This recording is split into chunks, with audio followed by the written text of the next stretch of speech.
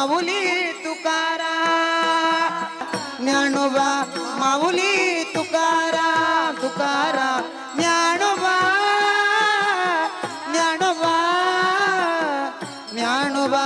वारी पंढरीच्या दारी या ठिकाणी येत असते आणि मला अतिशय आनंद आहे की दरवर्षी या वारीला अधिक चांगला प्रतिसाद मिळत असतो। 5000 टॉयलेट्स वारीसोबत जात आहेत, 1000 स्वच्छता दूत हे वारीसोबत चालत आहेत। त्यामुळे कुठेही घाण नाही, कुठेही अस्वच्छता नाही। वाळवंटामध्ये आपण बघितलं असेल कचऱ्याचं कुठे लवलेश नाही, अतिशय सुंदर त्या ठिकाणची व्यवस्था आहे। पाण्याची व्यवस्था त्या ठिकाणी निर्मल पाणी पाहायला मिळत आहे। पुढच्या वर्षी आपल्याला अजून मोठा बदल याच्यामध्ये पाहायला मिळेल।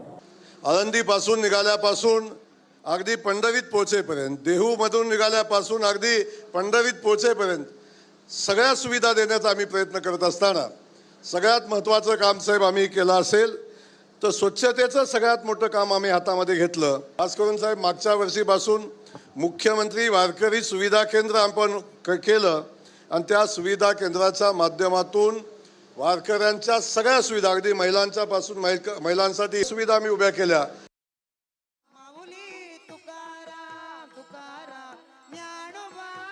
सोयी सुविधांसाठी केलेल्या उपाययोजना त्यासोबत पालकमंत्री जयकुमार गोरे यांनी देखील त्या संदर्भात माहिती दिली। मुख्यमंत्री पंढरपुरात आहेत शासकीय महापूजेसाठी। या सगळ्या संदर्भात आपण माहिती घेऊयात आमचे प्रतिनिधी लक्ष्मण जाधव यांच्याकडनं। लक्ष्मण, थोड्याच वेळात शासकीय महापूजेला सुरुवात होईल। पंढरपुरातलं अतिशय प्रसन्न असं वातावरण आहे। सर्वजण विठ्ठलाच्या दर्शनासाठी आता आस लावून बसलेत। महापूजा देखील पाहायची असते प्रत्येकाला। एकूणच काय या सगळ्याबद्दल सांगाल?